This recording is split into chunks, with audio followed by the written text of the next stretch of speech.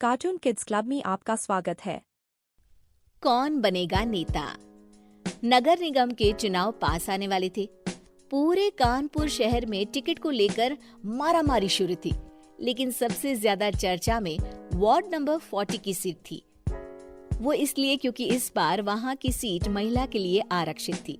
अब सवाल ये था कि चुनाव लड़ेगा कौन। इससे पहले ठाकुर साहब वहां से पार्षद थे और इस बार उन्होंने अपनी पत्नी सीमा ठाकुर को टिकट दिलवाई और ठाकुर साहब की शान के कारण सीमा जी ने 20,000 वोटों से चुनाव जीत लिया। अरे बधाई हो सीमा भाभी, अब तो आप वार्ड की पार्षद बन गई हैं। अब तो हमारे काम आप ही करवाएंगी। अरे ये तो सिर्फ नाम की पार्षद बनी है, वो तो महिला सीट आ गई, वरना पार्षद तो मुझे ही बनना था। अब भले ही चेहरा इसका होगा, लेकिन पावर तो मेरी ही होगी। अरे वाह भाई साहब, क्या दिमाग लगाया है आपने भी। आइए आप लोग, खाना लगा दिया है सबके लिए। सीमा जी पार्षद बन चुकी थी, फिर भी उनकी एक ना चलती। सारे काम ठाकुर साहब खुद ही संभाल लेते और जहाँ जरूरत पड़ती वहाँ सीमा जी का अंगूठा लगवा लेते। सीमा जी ज्यादा पढ़ी लिखी भी नहीं थी। एक दिन ठाकुर साहब और सीमा एक प्रोग्राम में जाते हैं। अरे ठाकुर साहब, आप आ गए। ओहो, पार्षद मैडम भी आ गई हैं। स्वागत है आप दोनों का। लगता है हमारे पार्षद फंड का सही इस्तेमाल हो रहा है। चलिए अब उद्घाटन करते हैं। ये लीजिए ठाकुर साहब कैची, आप ही सबसे पहले प्रवेश कीजिए।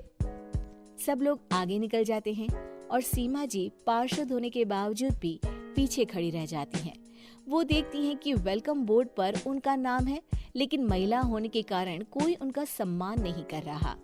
अगले दिन एक आदमी उनके घर आता है। अरे ठाकुर साहब नमस्कार। कल ना हम नोटिस किए कि हमारा घर तो अवैध है और नगर निगम वाले उसे तोड़ने आ रहे हैं। अरे कुछ कीजिए ना ठाकुर साहब। देखो भाई, मैं तो ज्यादा कुछ कर नहीं सकता, पर अगर तुम सबकी जेब गर्म कर दो तो कुछ हो सकता है। कुल मिलाकर 4 लाख लगेंगे। अरे 4 लाख ठाकुर साहब? अरे भाई, मैं अपने लिए नहीं मांग रहा हूँ। दरोगा है, इंजीनियर बाबू है, बड़े साहब है, सबको देना पड़ता है ना थोड़ा थोड़ा। बोलो है मंजूर? तभी वहाँ अचानक सीमा जी आ जाती हैं। अरे ये आप क्या कर रहे हैं? पहले इन्हीं लोगों से तो आपने वोट मांगे, अब इनसे ही पैसे ले रहे हो। अरे चुप रहो तुम, तुम्हारा काम है सिर्फ अंगूठा लगाना, तुम वही किया करो। मुझे दूसरे काम तुम मत सिखाओ, समझी? और तुम ना जाओ, अब पैसे लेकर आओ, वरना जेसीबी किसी भी वक्त आती होगी। सब कुछ ऐसे ही चलते रहता है। एक दिन सीमा जी और ठाकुर साहब को एक लोकल मीटिंग में बुलाया जाता है। वहाँ पर कई और अधिकारी लोग भी मौजूद रहते हैं। अब मैं चाहूंगा कि ठाकुर साहब हमारे बीच 2 शब्द कहें। मेरे प्यारे भाइयों और बहनों, आज मेरा सौभाग्य है कि मैं आप सबकी सेवा दिन रात कर पा रहा हूँ। आपने मेरी पत्नी को भारी मतों से जिताया है, इसलिए मैं आप सभी का शुक्रगुजार हूँ। मैं आप सबसे वादा करता हूँ कि हमेशा की तरह हमारे वार्ड में किसी को कोई तकलीफ नहीं आने दूंगा। सभी लोग तालियां बजाने लगते हैं। अब मैं माननीय पार्षद मैडम को स्टेज पे बुलाना चाहूंगा। अपने नाम को बुलाया सुनकर सीमा जी एकदम चौंक जाती है। उन्हें बिल्कुल उम्मीद नहीं थी कि इतनी बड़ी जगह उन्हें मंच पर बुलाया जाएगा। जैसे तैसे वो मंच पर चढ़ती हैं। ऊपर जाते ही सीमा जी को सारी पुरानी बातें याद आ जाती हैं कि किस तरह उनके पति उन्हें कभी भी आगे बढ़ने नहीं देते और उनके नाम से गलत काम करते हैं। वो बोलने लगती हैं। मैं आपके वार्ड की पार्षद सीमा हूँ।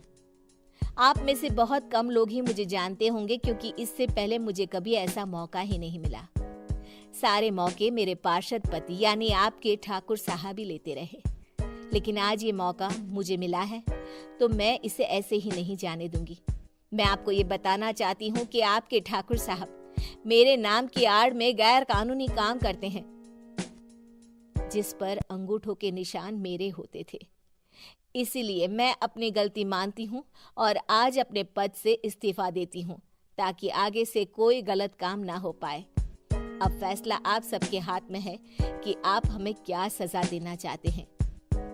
सीमा जी की बातें सुनकर ठाकुर साहब के चेहरे का रंग उड़ जाता है और वो शर्म से मुंह नीचा करके वहां से चले जाते हैं और पद से इस्तीफा देकर ही सही सीमा जी अपने आप में आत्मविश्वास महसूस करती हैं।